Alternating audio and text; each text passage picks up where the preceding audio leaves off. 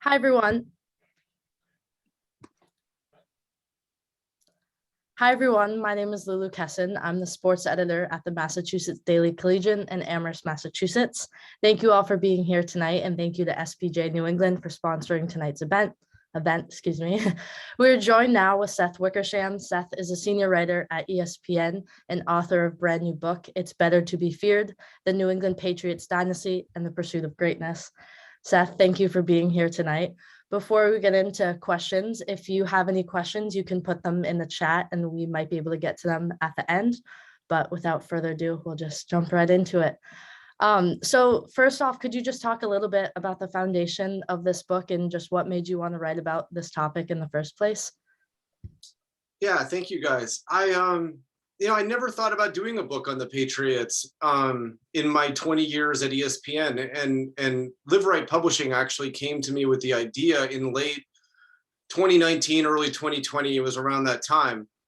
And when I started thinking about it, I realized that, maybe it was something I could do and I had something to say because I graduated from college in 2000.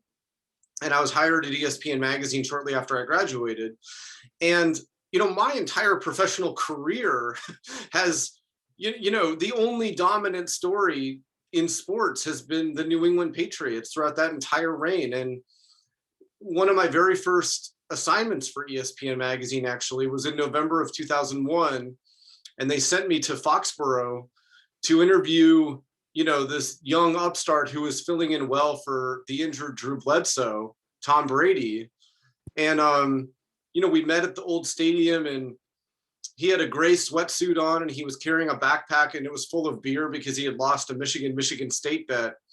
And, he just said a bunch of things that, I wrote my story at the time, but I kept all of my notes and my recordings and everything. And looking back on a lot of these, I realized that there's a lot of things he said that were really interesting that I didn't pick up on at the moment. Like, he said, football has always come very easy to me. And, at the time I was like, well, what 24-year-old sixth rounder says that? But you realize in retrospect that he knew himself better than anybody knew him. And he saw this coming, if he was the only one. And so, moments like that, being at Tom Brady's house, being at his Super Bowl party, being at parties with him, interviewing Bill Belichick at times, sometimes late at night for, a long time and really sort of getting at things and having all the notes from that. And then doing these investigative stories that I'd done on the Patriots in the past, 5 or so years that, weren't as viewed as favorably inside the building, but I felt were necessary and important for fans to know.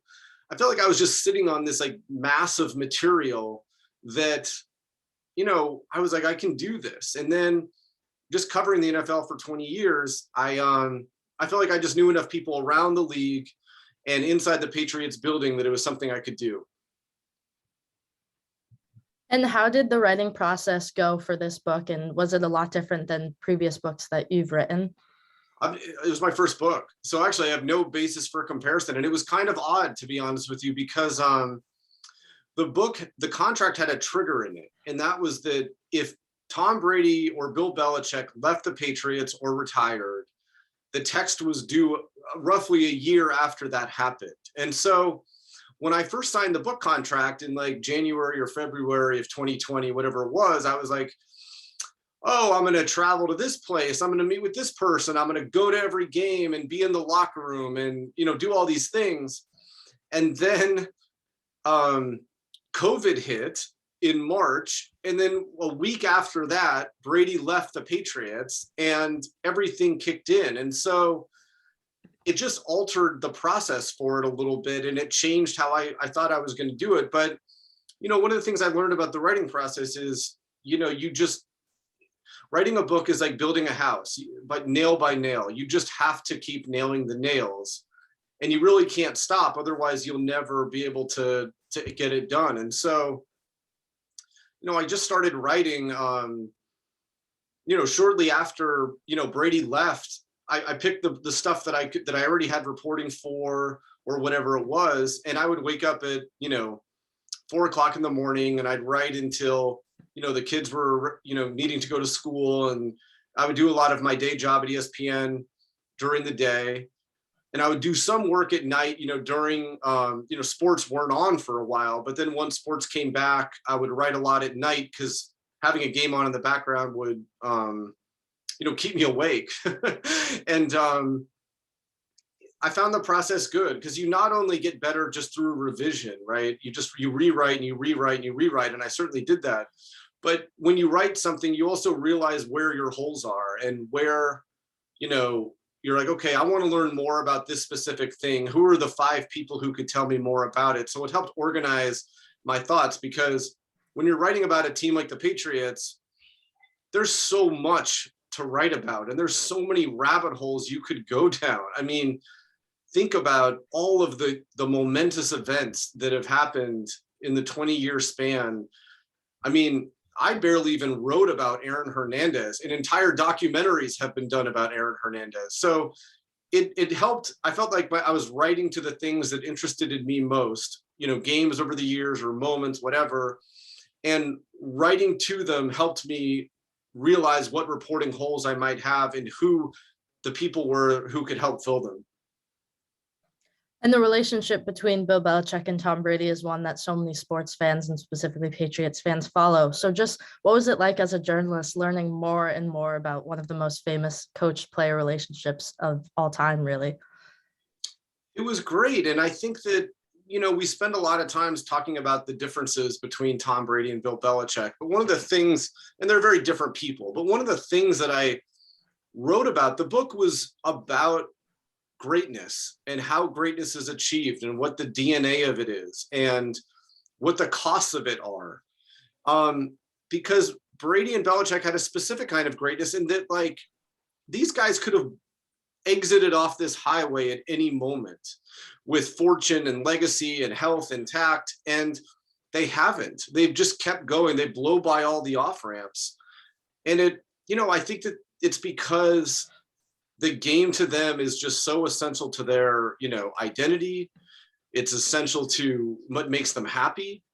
And you have to look at them almost more like musicians who continue touring, into their 60s and 70s in terms of that type of passion. And so they came into each other's lives at a very unique time, even if it was like, not exactly on purpose. But in 2000, both of them knew the fragility, the inherent fragility of the profession that they had chose.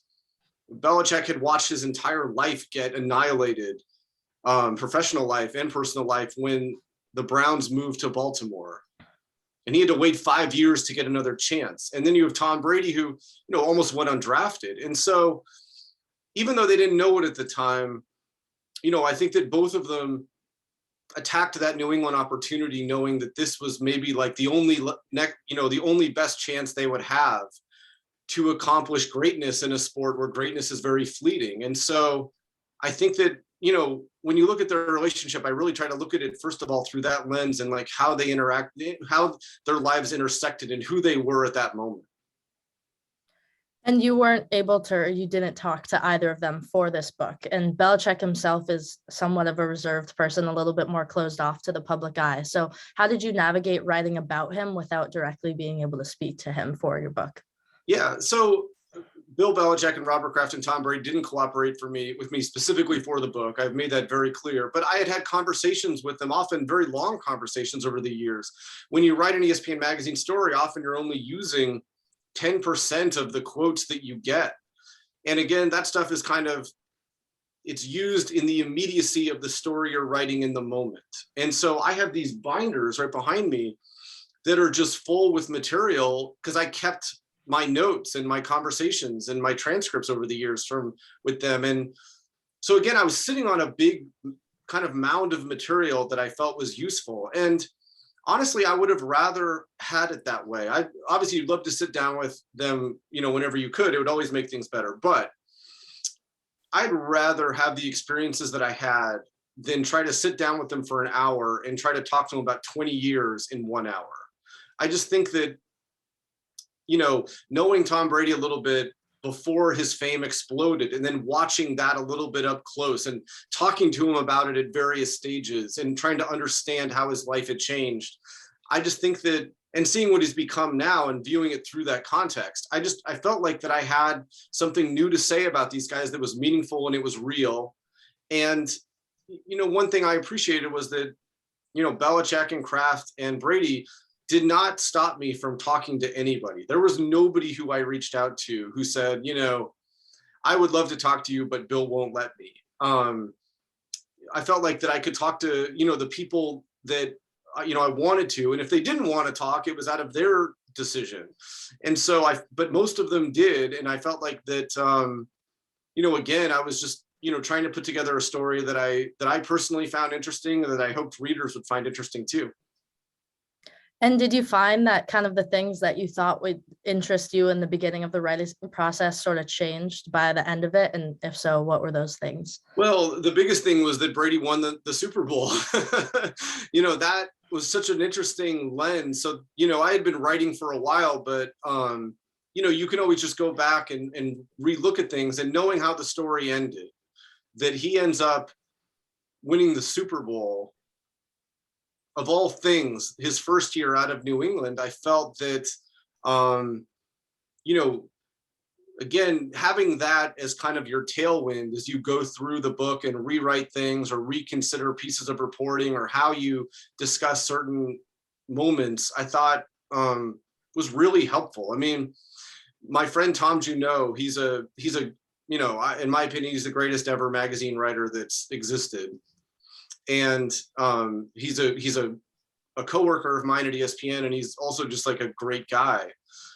And he's one of the greatest people to talk about writing with. And he helped me, at various stages throughout the book, just kind of talk through problems. But one of the things he's always said about writing is you need an ending. If you don't have an ending, you don't have a story. If you have an ending, you have a story. And knowing what the ending was, at least thematically, it really helped me write to it, right? Because it's the end of a roadmap, and you can take whatever path you want and veer off course whenever you want to get there, but at least you know where you're going to end up. And he was a big help with that. Of course, I didn't end exactly with the Super Bowl. I actually ended at the beginning when, I told you I first met Brady in November of 2001. I actually ended with a scene from that I felt like reflected and helped you understand all that had come. But, I think that's that part of it, knowing that he won the Super Bowl, that was the big thing that helped. Mm-hmm. And you knew what was going into the book. You knew the things and the answers that were going to shock Patriots fans. However, now that the book is out, have there really been any surprises to you following people's reactions when reading?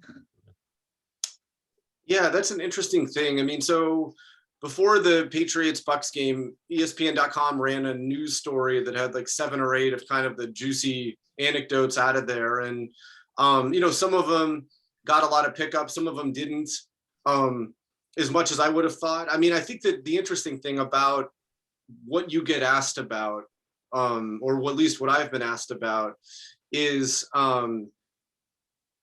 you do get asked about these little things along the way that are cuss words or, fights between people or whatever it is. But the big picture is the thing that I really enjoy talking about most, and how I sort of like tried to report those details and add to them. I thought there was a lot of interesting things that, I've been fortunate to be asked about in all of these, kind of media appearances that I've done.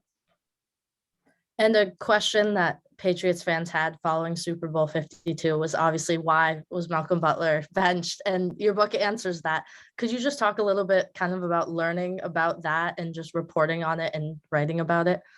Well, it was interesting because when the book was announced, right after the Bucs won the Super Bowl, it was announced then. And I got a bunch of messages from people saying, do you know why he was benched? And it was interesting because I did have a lot of insight into it, but I didn't, maybe it was just bad news judgment, or maybe I was just kind of in my own head, but it wasn't something that had stood out. I always kind of forgot about it. But, I did have some reporting about, the events that led to that benching, and the fact that, I think the coaches felt like that Butler hadn't exactly been the same player that he was right after that unbelievable interception that won them the Super Bowl against Seattle. And there had been a contract dispute.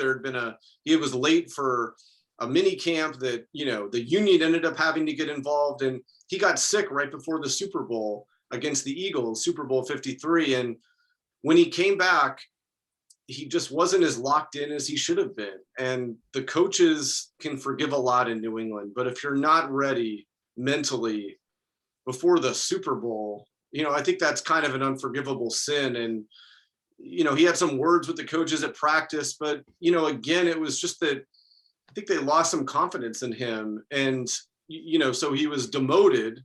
Now, why he didn't play during the game, I don't know. I have some reporting about halftime and the coaches kind of disagreeing with the direction of the defensive game plan and how it was working out. But, why with the Philadelphia Eagles running up and down the field, he never got a snap, that I can't answer, other than I think, the likelihood that the Patriots coaches had lost confidence in him, I think was pretty strong.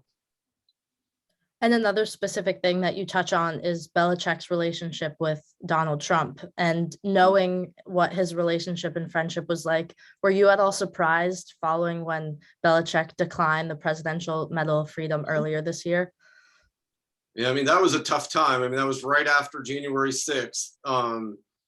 But their relationship was interesting. And, I always thought that, again, it's like all these rabbit holes you can go down with the Patriots, but to think that Donald Trump would read a personal letter from Bill Belichick on the eve of the 2016 election, I knew from a repertorial standpoint that there had to have been more to that, right? You saw the reaction from the players a year later when Donald Trump, called everyone who was kneeling, sons of bitches. And, you saw what happened when, they felt like that someone who, especially towards like a lot of the non-white players in the league, I think a lot of them felt that Trump deemed, their hopes and dreams and maybe existence kind of expendable. And so, you had that situation in 2016 where, Trump read Belichick's letter, and I just thought, I bet you that there's more to that internally. And, it turned out that there was. It turned out that, Belichick was asked about it in the team meeting and had to explain it. And the explanation didn't go over very well. And it was even raised in the captain's meetings. And, as one coach told me, he goes, we lost 2 games in 2016, one with our 3rd string quarterback and the other after the letter was read. And with all these rabbit holes that you're talking about, obviously the writing process was taking place as still Brady's career was going on. Obviously, the Patriots organization still existing. Did you ever find yourself kind of wanting to pick one or the other, even though you maybe already have gone down one, just because you were writing about something that was like constantly changing kind of in real time?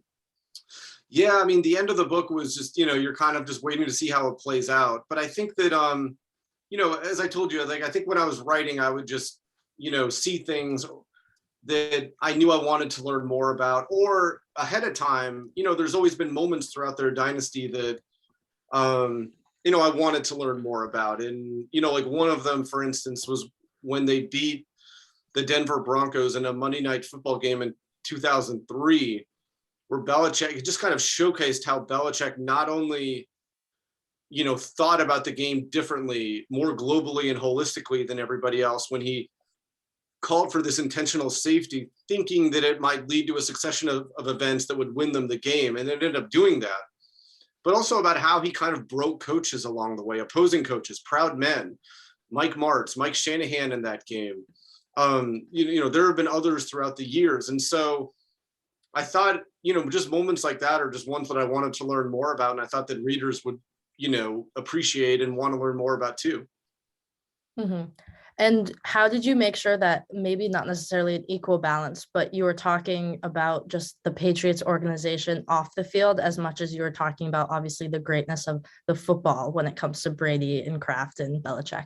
Well, that was easy because, Brady and Belichick especially became these kind of cultural figures in a way that were very unique. Obviously you have Brady and the exploding fame, and then, the turn, that his life took after he married Gisele Bündchen, and then, the the turns it's taken later as he's refused to leave and, keeps winning. And he's become this kind of global brand, someone who's like kind of trying to reverse the aging process, really put out, a book that was very revealing to read for those who actually read it, the Tb12 Method. I mean, it was not a memoir, but it was very autobiographical in a lot of ways and very clear about his beliefs. And, a lot of those were controversial, like, that drinking enough water can be a sunburn preventative. And, actually in updated editions of the Tb12 Method, they took a lot of that stuff out. Like that stuff's not in the latest edition. And so his rise was away from the football field was fascinating. And then you had Belichick's, who had a similar, he wasn't exactly a global celebrity, but, he became famous for his manner of speaking and his manner of dress and for being kind of a quirky introvert in a profession that kind of glorified meatheads for the longest time.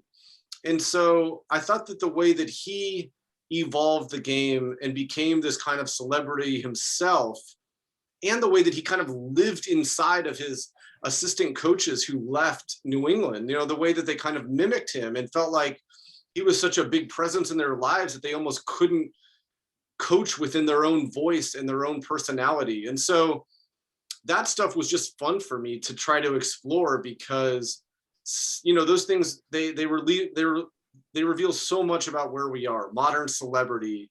And even with Belichick, there's things that are just deeply psychological at play. A big Belichick moment that you reveal in the book was the fight, or almost fight, between physical fight with Eric Mangini. Could you just talk a little bit about that and what you...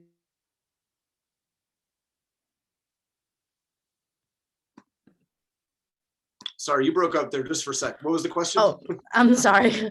I was just about the Belichick's fight with Eric Mangini and kind of learning about that and what you decided to publish.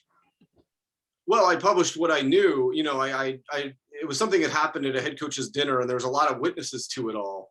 Where, and one of the relationships I really wanted to explore was Belichick's relationship with Eric Mangini, because, a lot of ways it was like, Ernie Adams and Eric Mangini were closest to Belichick, though in different ways. I mean, Ernie was his friend, and Eric Mangini was almost like one of his adopted sons. And, like a lot of Bill Belichick's relationships, there was a falling out. And then things just got worse when Spygate happened. And so there was just a lot of tension in that relationship and emotion and kind of complex feelings where there's love there, at least on Mangini's side, but there's also a lot of frustration. And in the spring of 2018, there was a league meeting, and the coaches are at a head coach dinner and they're kind of lingering afterwards. And Eric Mangini's wife, Julie, bumped into Bill.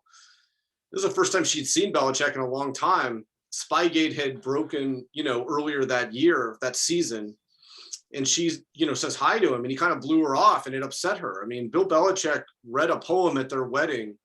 One of their kids' middle name is William, after Bill. So she told Eric what happened, and Eric was, he hit the roof, and he came, across that room and was held back by coaches. Otherwise, a lot of people think he might have taken a cut at Belichick. And Patriots thing that happened, and you talk about it in your book, but you also talk a little bit about just Belichick's relationship with Roger Goodell and how in some ways they're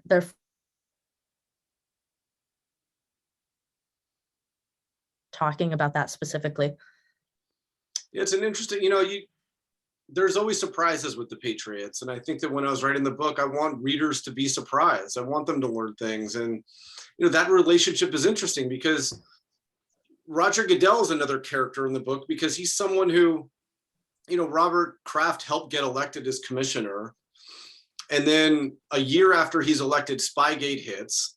And I mean, it was a disastrous response to it. He, initially punished Belichick without really knowing the scope of the infraction.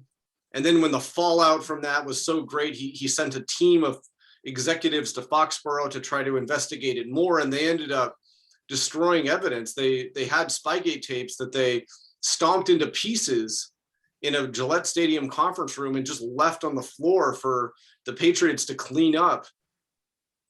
And, you know, obviously the way that Belichick handled that and the fact that it looked like the way that Goodell handled that and the fact that he looked almost complicit in a cover-up got the attention of a United States senator. And then when Deflategate hits years later, the Patriots, you know, it was a makeup call. An owner told me that. You know, it felt like everyone's wondering, like, why is a, you know, federal case being made out of deflated footballs? And it really went back to Spygate.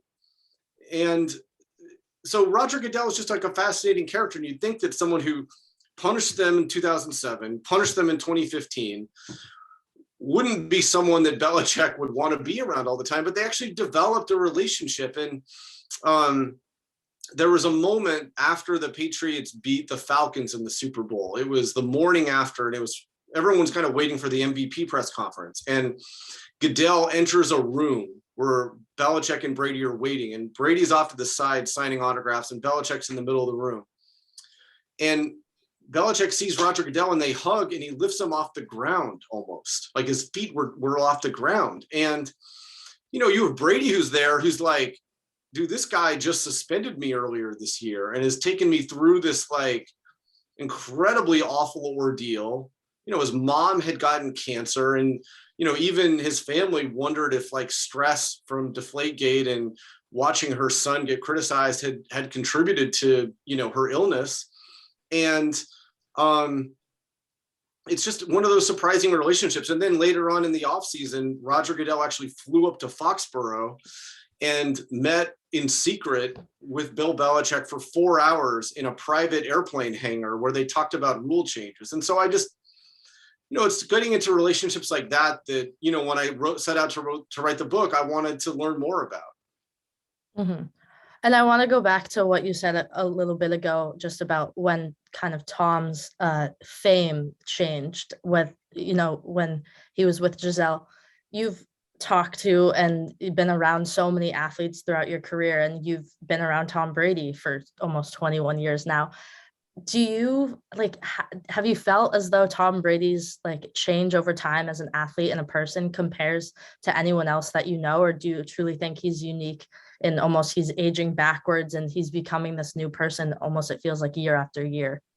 I mean, his career arc and his trajectory is unlike anything I know. And I mean, that's kind of all I know. Again, we're about the same age. We graduated from college the same year. And, you know, you'd think that at times that Peyton, you know, no quarterback could get bigger than Peyton Manning, and yet Tom Brady has. And so it was something I wanted to learn a lot about. How does that fame affect someone? You know, even though I'm not a peer of Tom Brady's, you know, being in kind of the same life stages or whatever, at times I felt like that I could, you know, ask questions that maybe he wasn't getting from other people. And having, you know, just seen a little bit of where it began and where it's gone, I felt like that I had some interesting information to share on it. And actually, you know, I write an entire chapter. I mean, it's a reoccurring theme, frankly, but like, you know, I do write an entire chapter about, you know, when he was so famous, you know, and paparazzi was not only following him and his wife everywhere, but they would follow Tom's parents when he would take their kids to the playground in the Back Bay of Boston. You know, how he navigated that, and, you know, how he adjusted to what his life was and how it affected him as a parent. Those are all things that, you know, I felt like the readers would want to know. And I felt like that, you know, it's a cliche when we talk about, you know, humanizing someone, but I do feel like that it was in moments like that where Brady's talking about his fame and not whining and not trying to elicit sympathy, but just trying to explain how he navigates his life, I thought were really revealing. In addition to his book, there was also the Tom versus Time series that caught a lot of media attention. Were there specific things you saw in that or learned from that that either influenced your writing or maybe took you down a different rabbit hole?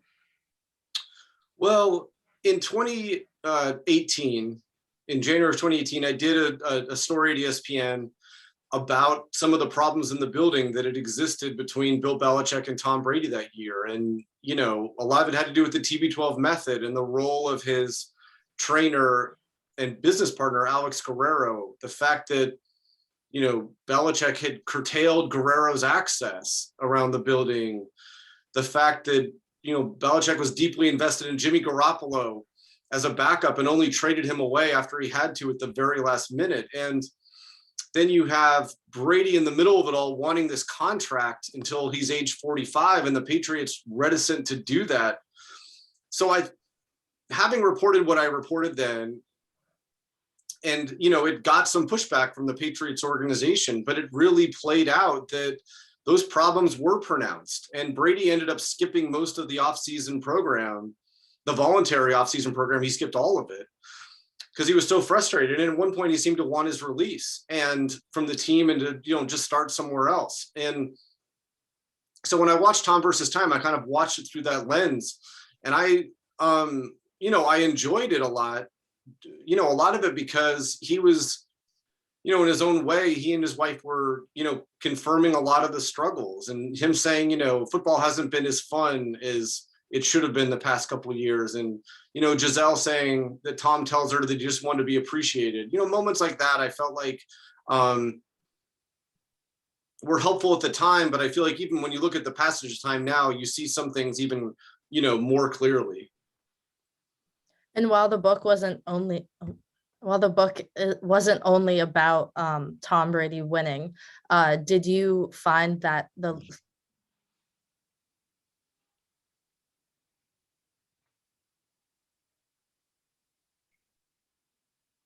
Sorry, what was the end of that? You broke up. Sorry, I'm sorry. Did the Super Bowl loss to the Eagles alter or change any of your writing process or just the book, even in the slightest? No, because it had happened. So it was a couple of years, you know, since that had happened that I, you know, so when I wrote about it, I just felt like I was trying to add insight into that game in that moment and the aftermath of it as best I could. Mm-hmm. And you talked earlier about how the pandemic altered things, and with all the interviews that you did the pandemic make anything easier with things being more accessible remotely, or did you find that it really just put a halt in the writing process?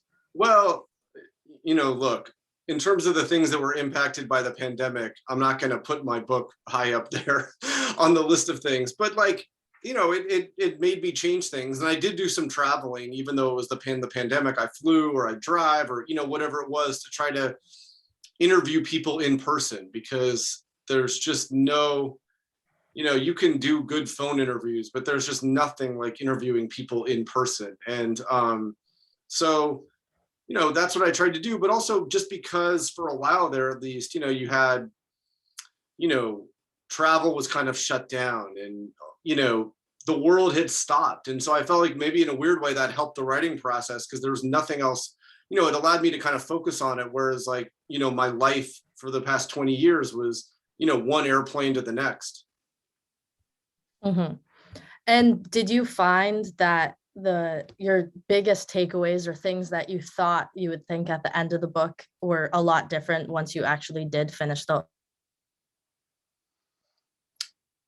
Yeah. You know, I think that, you know, the takeaways, you're always just thinking, you know, as best you can through the end. I mean, I think that that's, you know, these characters evolve and they evolve in real ways. And I think that one of the things that I really enjoyed about writing the book that's a little bit different than my work at ESPN, you know, doing profiles and investigative stories, you know, when you do those types of stories, even if they're long ones, 10,000 words, you really don't have a lot of maneuverability. Like, you know, you can't introduce ideas and maybe not close them up. Whereas with the book, you can introduce evolutions in the character and you don't always have to like tie up every loose end. And so I kind of enjoyed that because, you know, even though I was watching these characters and watching, you know, Tom Brady grow and change in real time, I also felt like that, you know, there were moments that were just pivotal moments throughout their lives that I found really interesting that, you know, I could illuminate. And, you know, sometimes, you know, there's that writing adage, you have to show rather than tell. And, sometimes it's not true. Sometimes you just have to tell. But I felt like there were certain moments I could show, and I was happy about that. And the Patriots organization's transition away from Brady wasn't necessarily the smoothest. So what do you just personally make of?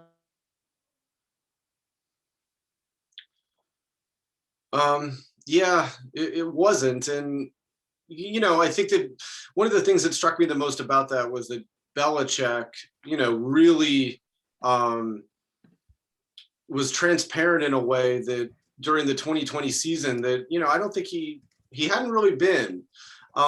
He said in the offseason that, he goes, I'm paraphrasing here, but he said, every decision that we have made for the past 20 years was done with keeping in mind of what's at best for Tom Brady. I thought that was a really, really revealing thing that he said. And then during the season, once it was clear the Patriots were struggling, he said, we sold out. We went to, whatever it was, 4 Super Bowls, won 3, and went to an AFC Championship game. And they needed a year to kind of recalibrate and rebuild. And, the forces in the NFL that, the Patriots had seemed immune from finally seemed to get them. And so I thought that was really interesting. More than, they weren't a horrible team. I mean, they went 7-9. They didn't go 2-14 or whatever, but I felt like that, those disclosures by Belichick were very revealing. And to you, what do you see the Tom Brady future? What do you see his future looking like? It's fascinating, right? I mean, it's just clear that at some point he's going to have to leave. And what does he do with that giant hole in his life? And, knowing that nothing's going to fill it. I mean, he knows that he'll probably have to see a counselor to try to help cope with it. One of my best friends in the world, Wright Thompson, did a story for ESPN years ago on Michael Jordan when Michael Jordan turned 50. And it was really a fascinating portrait of someone who was larger than life, a global icon, and yet limited, confined by the realities of his life, which is that he couldn't go back and play the game that he wanted to play more than anything. He said in that piece, I would give up everything, the money, the fame, everything to be able to go back and play the game of basketball. And at the time, so Wright wrote that story, I think in 2013. The time, I don't know if I saw Tom Brady as kind of, that the heir to that type of mentality, but I think he is. And, Brady's clearly made a decision that he wanted to try to play this thing as long as he could. And it's not just about racking up Super Bowls. One of the most revealing things that happened last year was it was on the NFL Films footage of the Super Bowl. The Bucks win, and Brady's family comes running onto the field to celebrate and congratulate him. And one of the very first things Giselle says to him is, what more do you have to prove? And Brady finds a way to change the subject because she's thinking, hey, are you ready to walk away yet? And he's like, no, I'm not. And then within days of that, he's moving the goalposts again. And hey, maybe I'll play beyond 45. Who knows? And that's why I wrote the book. I tried to write about Belichick and Brady as characters who evolve over time and in some ways don't evolve over time. But I didn't write it Super Bowl to Super Bowl because the Super Bowls are almost like, it's not that they're not incredibly important, obviously. It's what they play for. But really the game is about, they're almost like byproducts of a different type of compulsion that both enriches and maybe subtracts from their lives and is something that they just know they can't find doing anything else. And, we're hearing now, comparisons with Mac Jones and Tom Brady. You, more than anyone else, know the trajectory and the growth of Tom Brady. Do you?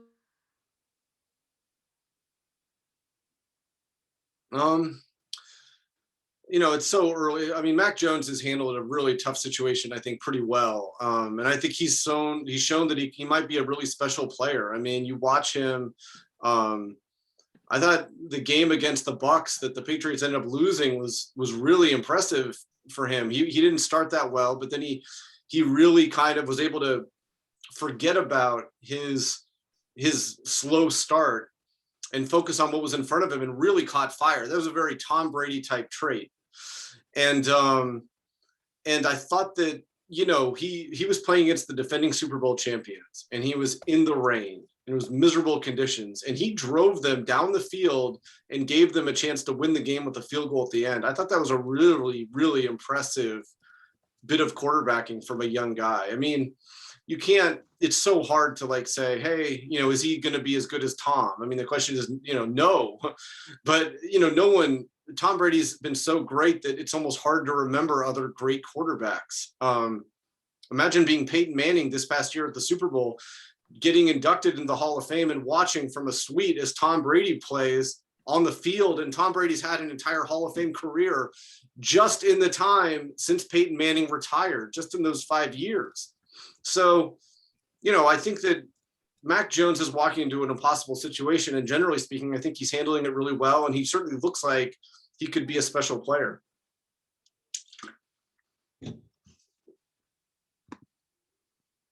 Is my connection okay? Sorry, I know I keep breaking up.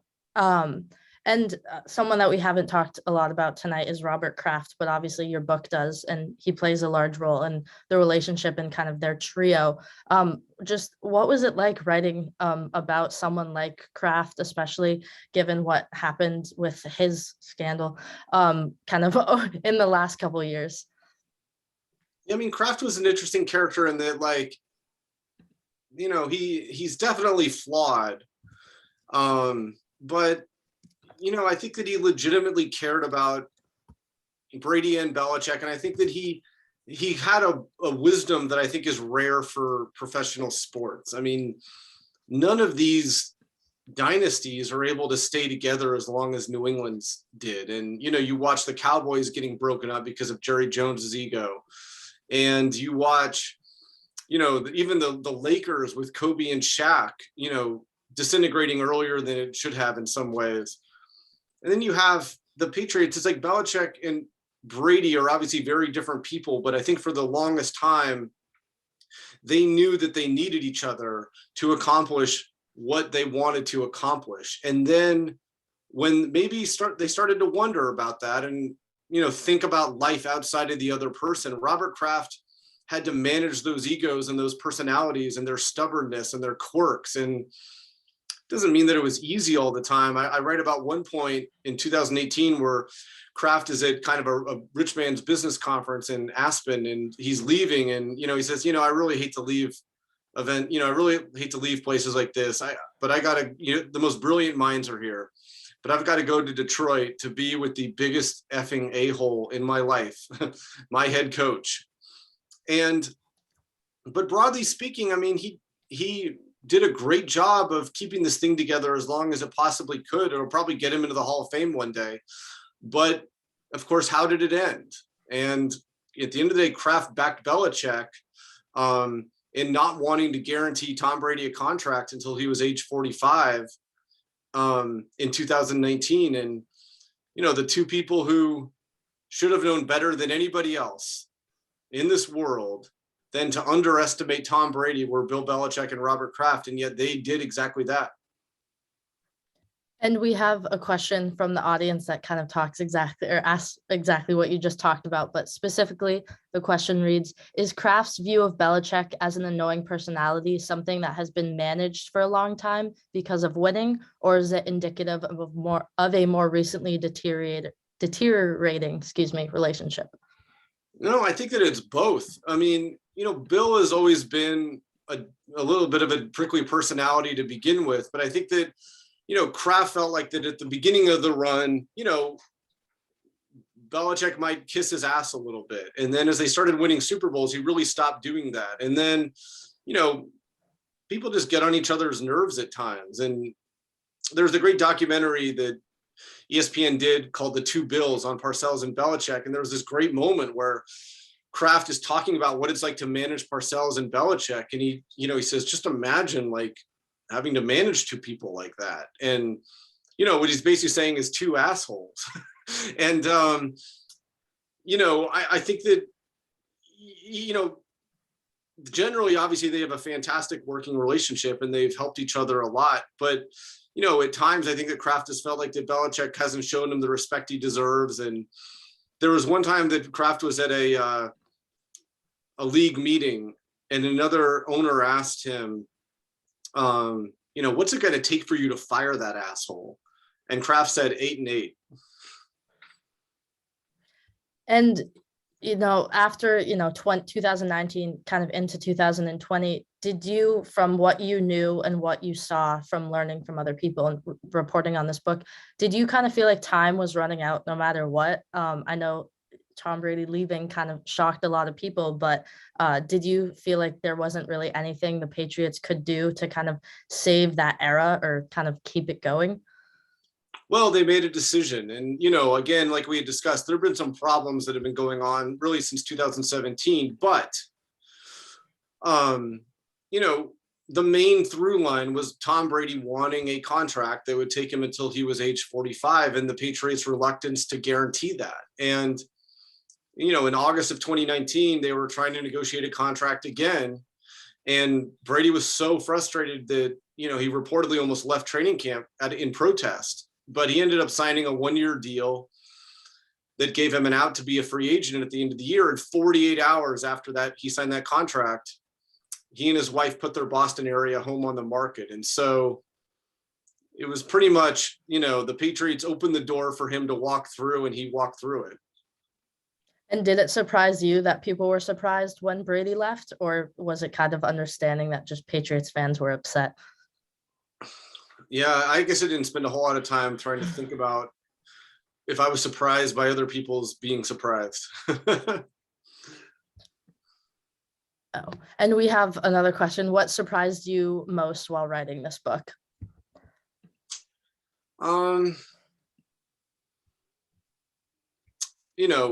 Again, I think from the writing standpoint, just how disciplined you have to be.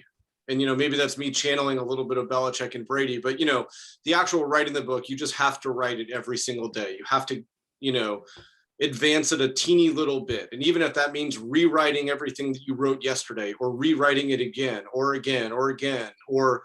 writing 600 words, of new material, whatever it is, you just have to do it every single day. And I think that over the course of the reporting, I think what interested me, was, I guess there's some funny moments, throughout the book, that I think, hopefully fans will just laugh at. Like, the assistant coaches once sort of rigging Belichick's computer with porn so that when he opened an email, porn just started screaming from his computer, and he couldn't turn it off. He couldn't figure out what to do, and he was just banging his keyboard and cussing, and all the coaches are just doubled over laughing. And finally he gets on the floor and he unplugs his computer to get it to stop. Or you have Tom Brady, like, one year he's in the building and he's carrying a Louis Vuitton bag with something fuzzy in it. And one of the assistant coaches, Brad Seeley, is like, what is that? And it was Gisele Bundchen's dog. And it was his turn to watch the dog, and he's at the stadium, and he needed a place to put the dog. And so he asked the coach if he could leave Gisele's dog in the coach's office. And, he was like, and Brady was like, please keep this here. Like, don't tell everybody about this. This is gonna be embarrassing. And of course, within an hour, the entire building knows, and they're all giving Brady a hard time. I think stuff like that was surprising and kind of fun, and hopefully readers enjoy it. And another question from the audience: does the dynasty end with another 8-8 record or 9-8 season, or does it end when Belichick wants it to? I don't know. The real question is, has the dynasty already ended, I think, or does it have another iteration in it? And I think that, something that Belichick's always said privately is that when he walks away from the game, he wants the team set up well, whenever that is. And nobody knows except for him, but he wants to hand over a good team and a good quarterback to his successor. And it's kind of a rare mindset for, these highly competitive head coaches. Bill Walsh, when he was the coach of the San Francisco 49ers, was burned out and left in 1988. And he was kind of secretly hoping the team would fall apart without him. And instead they end up, winning the Super Bowl. And, that tormented him, and he ended up getting back into coaching, I think, because his legacy felt unfinished. I think that Belichick always wants, whenever he walks away, he wants to hand a good team to his successor so that people can say about him that, he left a legacy of always making decisions that he felt were best for the overall team. And do you think Belichick can break Don Shula's wins record without Brady? I don't know. I don't know. That's a great question. And from your perspective, we talked about how you see Tom Brady's future, but how do you see Bill Belichick's? That's a great question. And, somebody asked me that, and I still don't have a great answer for it. I mean, he spent his entire life around football. And, he was raised around the game by his father and his mother. He'd watch football with her when his dad was traveling as a coach at Navy. And so, he started in the NFL. He was 24 years old, and he's been in the NFL since. And, what does life look like without that? I don't know exactly. Does it mean he wants to take a couple years and go fishing and then maybe go to a different team as an executive and, kind of manage from upstairs? Maybe, but, I don't know if that's him. I mean, I think he's a coach in his blood. He's an organizational, mind, and he knows how. He's a CEO in the truest sense of the word, a football CEO. But I think in his heart he likes coaching and he likes problem solving. And I don't know what life looks like without that in his life. And I know you said that there wasn't any necessarily direct pushback from Kraft, Brady, or Belichick saying you can't talk to this person or that person can't talk to you. But was there really anyone that you kind of felt like there's pushback from, either like in your personal life or just times where you were in the writing process and maybe doubting it or thinking, should I go through with this? Well, if I wrote something in the book, I felt confident with it. And I think that, there's things that I didn't feel quite as confident about that I've learned that I didn't put in the book. And of course, those will go, unshared, because if I felt, comfortable talking about it, I probably would have put it in the book. But that's part of just reporting any type of thing. I mean, you learn a lot, and what you write is a fraction of what you learn. And there's one more audience question, and then we can wrap it up after that. So this one reads, how do you deal with the blowback you get from Foxborough for the book? Does it bother you when they deny what you know to be true? Well, I haven't really, I'm used to it. And I mean, when I've done investigative reporting for a long time now, and one of the things I've learned when you investigate on the league or teams, including the Patriots, is that you get a initial wave of denials. And then things end up, coming into focus as time goes on. And, what you wrote was true. And sometimes if you're writing about, deteriorating relationships or situations, it often turns out to be worse than even you knew at the time. And so I guess it's just something that I understand is like part of the process. And I've experienced it with the Patriots. In 2017, I wrote a story on Tom Brady and the Tb12 Method, and I had an anecdote in there that there was a collision coming between Alex Guerrero and Bill Belichick, and Belichick called it fake news. And a month later, the Boston Globe reported that Belichick had actually curtailed the access of Alex Guerrero. When I did my 2018 story, the team released a statement saying we stand united. And, that statement just didn't hold up very well. The owner talked about the tension. Tom Brady went and, famously said, I plead the fifth when asked if he was appreciated. And then there's been, two books, Belichick by Ian O'Connor and The Dynasty by Jeff Benedict, that showed that things were worse than even I wrote about at the time. And so, when I wrote my book, I was taking what I had learned and trying to add to that as best I can. I don't know. I felt like that it's just kind of part of what happens when you do, unauthorized accounts, and, it is what happens, and it's part of the process. One of the great journalism things I've learned sayings, was by Bob Woodward. And he said, you have to learn to live with awkwardness and proceed. And I thought that was like it's a useful tool and reminder, when you do this job. Both sometimes in interviews, there's awkward moments, you have to just kind of proceed through them. And often with big projects like this, there's awkward moments, and you just kind of proceed through them too. That's a nice way to wrap it up. However, if there's anything that you'd like to add or touch on that we didn't talk about, feel free. No, Lulu, I appreciate it. This has been awesome. I really appreciate it. Of course. Thank you so much for your time and for talking with us tonight. We really appreciate it. Thank you guys. Thank you. Thank you.